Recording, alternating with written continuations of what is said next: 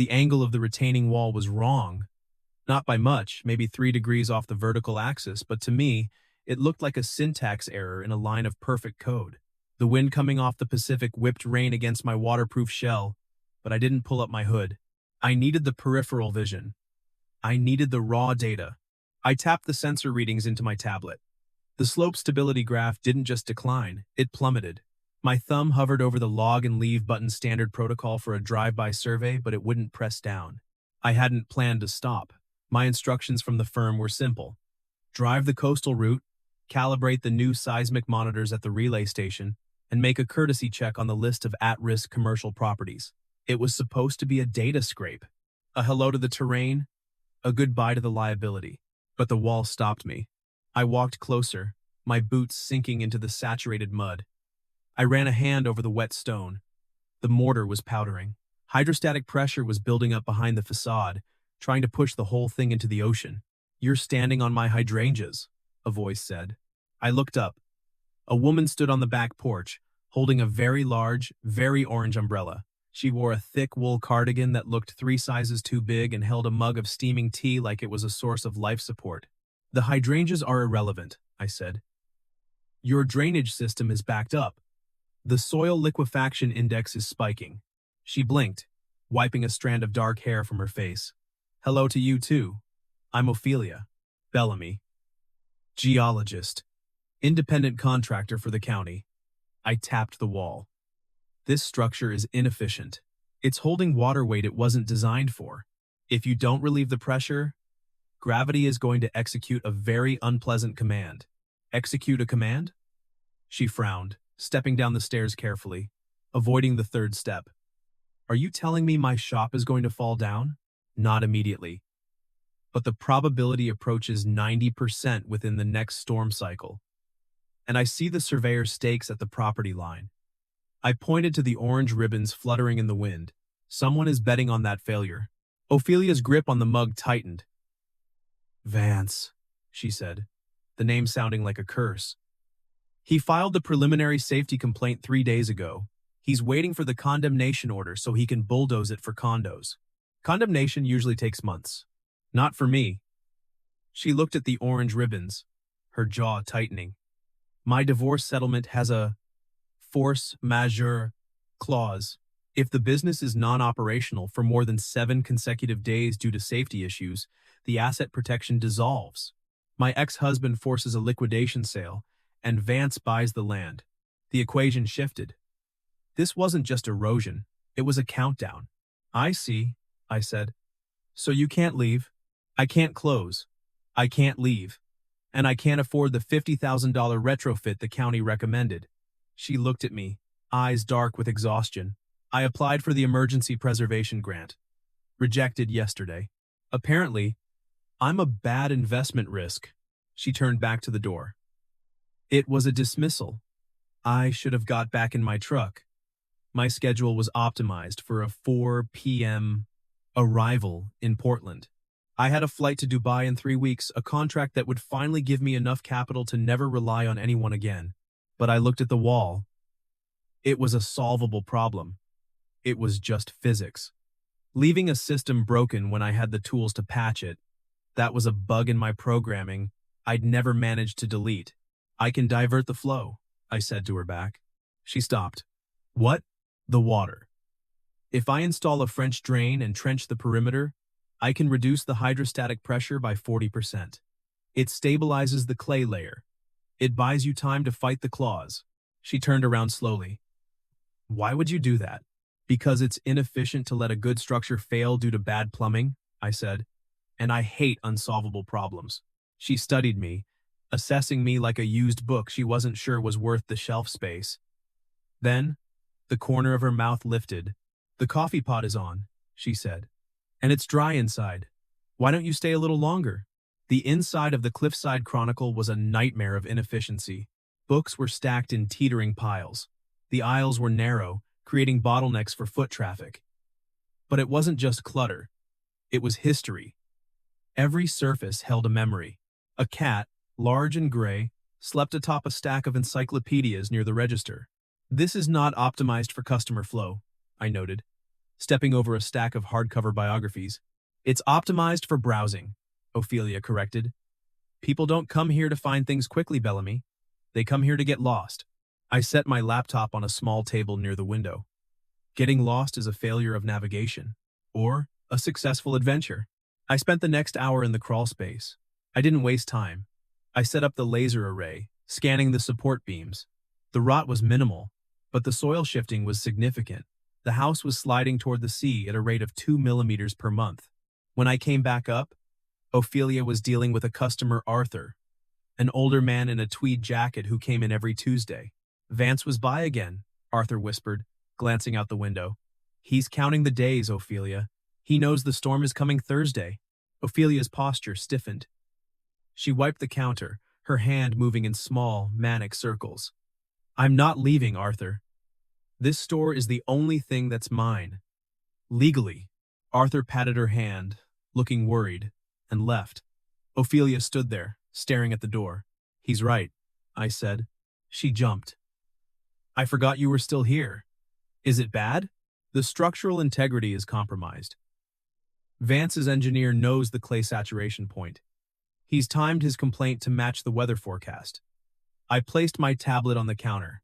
You don't need a miracle. You need a retrofit. Now, I told you, I have zero capital. My accounts are frozen until the next quarter review. I didn't ask for capital. She looked at me, her brown eyes narrowing. Then, what do you want? I want to solve the equation. I checked my watch. I need access to the backyard for 48 hours. I'll need to run a generator. It will be loud. That's it? That's the requirement. She let out a breath she'd been holding. Okay. You can solve your equation, but you have to eat dinner first. I made stew. Stew is acceptable fuel. The next morning, the reality of what I had promised set in. The geology didn't care that I was wearing a field coat meant for desert surveys. Not Oregon sludge. The clay was heavy, dense, and hostile. I staked out the perimeter at 0600 hours. By 0800, I was thigh-deep in the earth. To the untrained eye, digging a ditch is brute force. To a geologist, it's surgery. You have to respect the angle of repose. If I cut too steep, the trench walls would collapse, destabilizing the very foundation I was trying to save. I moved with a rhythm. Drive the spade, leverage the weight, twist, lift. It was a repetitive, grueling algorithm. Around noon, the back door creaked open. Ophelia stepped out, balancing a tray. The rain had paused, replaced by a thick, clinging mist. You've moved half the backyard, she said, staring at the mound of wet earth I'd displaced. I've displaced 3 cubic yards, I corrected, wiping sweat from my forehead with the back of my glove. The saturation layer is deeper than the initial scan suggested.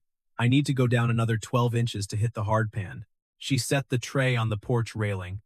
Sandwiches, thick bread cut into triangles, a thermos. You're doing this by hand.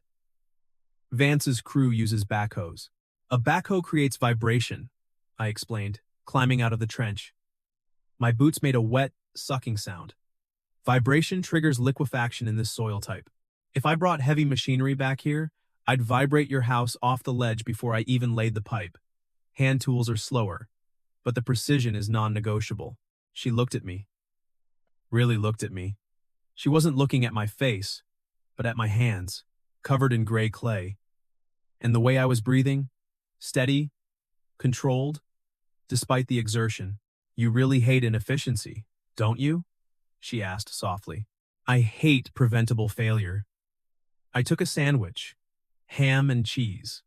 The crusts were cut off. It was a detail I hadn't optimized for, but found surprisingly pleasant.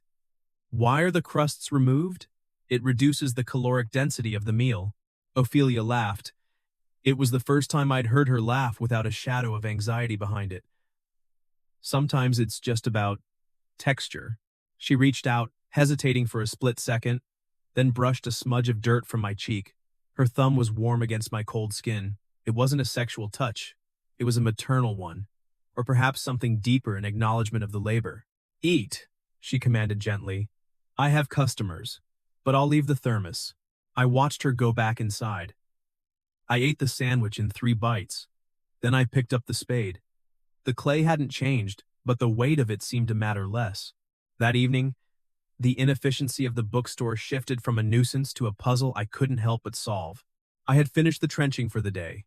My muscles were screaming a lactic acid buildup that I cataloged and ignored. I had showered in the small, clawfoot tub upstairs. The plumbing was loud, shuddering in the walls, another system in need of review. And now I sat at the kitchen table. Ophelia was cooking. Or rather, she was engaging in a chaotic dance with pots and pans that defied all logic. I watched her move from the stove to the fridge, then to the pantry, then back to the stove. She was crossing her own path constantly. Your work triangle is broken, I said. She paused, a wooden spoon midair. My what? The kitchen work triangle. Sink, stove, refrigerator. You're taking approximately 4 extra steps for every task because your spice rack is located on the opposite wall from your prep surface. I like the spices there. They look pretty in the light. Aesthetics are secondary to function. I stood up. May I? She blinked, stepping back. Be my guest. I didn't remodel her kitchen. I simply resequenced it. I moved the knife block. I reorganized the spices by frequency of use. Salt, pepper, garlic powder, front and center, cardamom, and star anise to the periphery. I cleared the landing zone next to the stove. Try it now, I said, stepping back. She moved to the counter. She reached for the salt. It was right there. She turned to chop. The knife was right there. The flow was smooth, unbroken. She looked at me, a strange expression on her face. You organize spices? I organize systems. A kitchen is a system for energy transfer. Heat to food, food to human. You make it sound so romantic, she teased, but her voice was soft. She dished up 2 bowls of pasta. My ex-husband used to just complain that dinner was late. He never moved the salt. Complaining is passive, I said, taking the bowl. If a process is flawed, you fix the process. You don't blame the operator. She sat down opposite me. The kitchen was warm. The windows were dark, reflecting our faces. For a man who lived out of a duffel bag, the scene felt dangerous. It felt sticky. It felt like a trap I didn't want to escape. Bellamy? The storm tomorrow, she said, twirling her fork. Vance said the wind gusts could hit 60 miles per hour. The roof, the shingles, are old. I checked the roof integrity when I cleaned the gutters, I said. The trusses are solid redwood. Old growth. Stronger than modern pine. I nailed down 3 loose flashing points near the chimney. It will hold. You check the roof? I was already up there. She didn't say anything. She just looked at me over the steam of the pasta. And in that silence, the air in the room changed. It wasn't the heat of the stove. It was the warmth of being seen, of being safe. Thank you, she whispered. It's just maintenance, I said, focusing intently on my pasta. No, she said firmly. It's care. The threat escalated on Tuesday. The storm front was visible on the horizon, a bruised purple line. Mr. Vance arrived with a man in a hard hat. I was in the trench, covered in mud up to my elbows. Miss Gutierrez, Vance boomed. This is the county safety inspector. We're here to issue a vacate order. Ophelia came out. She looked pale. You can't. I have a hearing next week. Imminent danger overrides the hearing schedule, Vance said. With the storm forecast for Thursday, we can't risk public safety. You have 24 hours to clear the premises. If she vacated, she triggered the clause. Game over. I climbed out of the trench. I walked up the steps, placing myself physically between Ophelia and Vance. On what grounds? I asked. Vance blinked. Excuse me? The vacate order. What's the citation? Structural instability. Do you have the data? I pulled my phone, my one clean hand, and brought up the graph. Because I do. I've been monitoring the soil shear strength for 72 hours. The foundation has stabilized since the drainage intervention. The shift is negligible, 0.01 millimeters. That's within the safety tolerance of a Class B commercial structure. Vance's face reddened. Who are you? Bellamy Anderson, certified geologist. License number 84902. I held the phone screen up. If you issue that order without new data, I will file a negligence report with the state board by close of business today. I'm recording this interaction. The inspector stepped back. He looked at the graph. He looked at the mud on my boots. The data looks valid, Mr. Vance. Vance glared at me. We'll be back on Thursday, after the storm. If there's one crack, 1 inch of movement, I'm bulldozing this pile of kindling. Understood, I said. They left. Ophelia was staring at me. Her hands were shaking. You threatened to report him? I stated a probable outcome. She reached out and brushed a speck of mud from my shoulder. My chest tightened, just once. Thank you. Don't thank me yet. The storm is coming. Thursday arrived with a drop in barometric pressure so sharp my ears popped. The sky turned a sickly green. The ocean, usually a rhythmic roar, went eerily silent, then began to churn with whitecaps that looked like teeth. We spent the morning in lockdown protocol. I didn't let Ophelia carry the heavy plywood sheets. I measured the windows, cut the wood with a circular saw I'd found in the shed, and lubricated the rusted blade of, and drilled them into the frames. Drill, I said. She handed it to me. Screw. We didn't speak. We didn't need to. We were a single unit, fighting a common enemy. By 2 p.m., the rain started. It wasn't rain. It was a physical assault. It hit the house like gravel being thrown from a truck. I went to the basement one last time. I checked the steel jacks. I checked the sump pump. I checked the drainage outlet I dug. Water was flowing. Fast. Clear. It was working. The French drain was capturing the runoff from the hill and channeling it away from the foundation. The pressure gauge I'd installed showed the hydrostatic load holding steady, even as the deluge increased outside. I climbed the stairs, wiping grease from my hands. The power cut out just as I reached the top step. The darkness was absolute. Then, a match flared. Ophelia was standing in the hallway, lighting a kerosene lamp. The golden light washed over her face, highlighting the fear in her eyes. The house groaned, a deep, timber-shuddering sound as the wind slammed into the north wall. It's okay, I said, my voice projecting calm I didn't entirely feel. That's just thermal contraction and wind load. The frame is flexing. Flexing is good. Rigid things break. I hate this, she whispered. I hate the sound. Focus on the data, I said, walking to her. I took the lamp from her shaking hand and set it on a side table. The wind is hitting the north face. That's the strongest wall. The roof has a 30-degree pitch, shedding the aerodynamic load effectively. I stood in front of her. Look at me, Ophelia. She looked up. Her pupils were blown wide. I am a structural expert, I said, holding her gaze. I have calculated the sheer strength of this building. It is not going anywhere. You are not going anywhere. How do you know? Because I am holding it up, I said. It was an irrational statement. I was a man, not a steel beam. But in that moment, I meant it. I would hold the roof up with my shoulders if the math failed. She took a ragged breath. She stepped closer. She didn't hug me, not yet. She just stepped into my personal space, inside the radius of my control. Okay, she breathed. Okay, I believe you. We moved to the center of the shop, the safest structural point. We sat on the floor, surrounded by the smell of old paper and kerosene. Talk to me, she said, her voice small in the darkness. Tell me about the rocks again. Tell me about the desert. Tell me about anything except the wind. So I did. I told her about the strata of the Grand Canyon. I told her about the singing sands of the Gobi. I told her about the time I found a fossilized leaf in a layer of coal, perfect and preserved for 1,000,000 years. I talked until her breathing evened out. I talked until the grip of her hand on my sleeve loosened. I talked until the storm outside became just background noise to the quiet, steady reality of us. It was the most inefficient use of data I had ever committed, and it was the most important work I had ever done. She fell asleep holding my hand. I didn't move for 6 hours.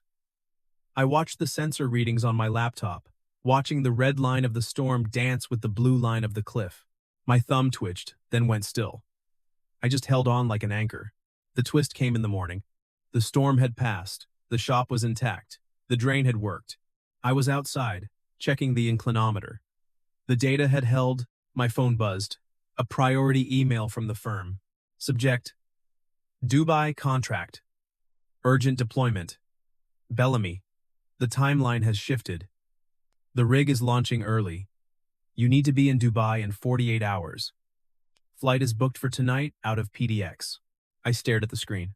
Dubai. The millions. The reason I had no address. We did it! Ophelia came running out. She looked disheveled and radiant. The basement is dry! She threw her arms around me. A solid impact of joy.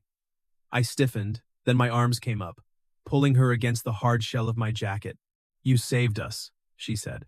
I held her, looking over her head at the gray ocean. If I missed this flight, I breached contract. I would be blacklisted. Ophelia, I said. She pulled back, beaming. Then she saw my face. Her smile vanished. What? Is the wall moving? The wall is fine, I said. But I have to go. Go? Back to the hotel? To Dubai. Tonight. The reaction was immediate. She didn't just step back. She physically recoiled. She pulled her hand away from my arm like she'd touched a hot stove. The warmth on the porch evaporated.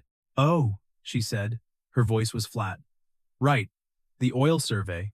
They moved the timeline up. I held up the phone. I needed her to see the data. I have to leave for Portland in an hour. I see. She wrapped her cardigan her own, not mine, tight around herself. She looked smaller. I can recommend a local engineer. No need. She wouldn't meet my eyes. It's efficient. You should go. Don't want to miss your flight. Ophelia. Thank you, Bellamy. Safe travels. She turned and walked inside. The door clicked shut. I stood in the mud. The problem was solved. The building was safe. I got in my truck. I drove 5 miles down the coast. I pulled over at a scenic overlook. I gripped the steering wheel. I had the data. I had the career. I looked at the passenger seat. There was a small, orange, sticky note stuck to the dashboard. She must have put it there when I wasn't looking. It had a drawing of a rock. And underneath, load-bearing element. I looked at the ocean. I looked at the confirmation button for the flight. Unsolvable problem, I muttered. But it wasn't. It was just a variable I had been weighting incorrectly. The career was a resource. Ophelia. Ophelia was the foundation. I tapped the screen. Decline. I dialed my attorney. I need a term sheet drafted. Now. For an equity buy-in? Bellamy? He sounded confused. You're supposed to be flying. Change of plans. Open my trading account. It wasn't my retirement, just a liquid fund I kept for mobility. Sell all positions. I need the cash in escrow by noon. You're cashing out the go-bag fund? For what? For a retaining wall, I said. And the ground behind it. I walked back into the bookstore an hour later. Mr. Vance was there, the predator circling the prey. Sell now, Ophelia, Vance was saying. The drainage is a temporary patch. You need a permanent wall. That's $50,000 you don't have. If you don't sell, I'll petition for a forced safety audit next week. Ophelia stood behind the register, defeated. Arthur was there too, holding a paperback, looking helpless. She doesn't have it, I said, the bell chiming. But her partner does. The room went quiet. Ophelia looked up. Bellamy? I walked to the counter. I didn't look at Vance. I looked at her. I placed a folder on the glass. What is this? She asked. I called my lawyer from the road, I said. This is a binding term sheet for a $50,000 investment in the property trust. The escrow is pre-authorized. The formal filing happens Monday. Vance scoffed. You can't just, you're an investor now? I am, I said, turning to him. My voice was calm, cold, and absolute. I've acquired a 40% equity stake in this business, which means you aren't harassing a single business owner anymore, Vance. You're dealing with a certified geological engineer who knows exactly where the property lines are. I took a step closer. And I know about the wetlands violation on your seaside development. Do you want me to pull those public records? Or do you want to leave? Vance looked at me. He saw the calculation in my eyes. He realized I wasn't bluffing. We're leaving, Vance muttered. He signaled the inspector. They walked out. Silence descended on the shop. Arthur let out a long breath and gave Ophelia a quiet thumbs up before slipping out the door. Ophelia looked at the folder. Then she looked at me. You sold your trading account? Your go bag? I reevaluated the variables, I said. The Dubai project had a high yield, but the isolation factor was unacceptable. You stayed, she whispered. You actually stayed. I'm not good at the messy stuff, Ophelia. I optimize. I fix. She let out a wet laugh and closed the distance. She grabbed the lapels of my coat. You're hired, she whispered. She kissed me. It wasn't a movie kiss. It was soft and hesitant and then firm. Ophelia reached under the counter and slid a spare brass key across the glass to me. The loft is yours, she said. And so is the coffee pot. I wrapped my fingers around the key. The ground beneath us was shifting. It always would be. But for the first time, I wasn't trying to stop it. I was just happy to be standing on it with her.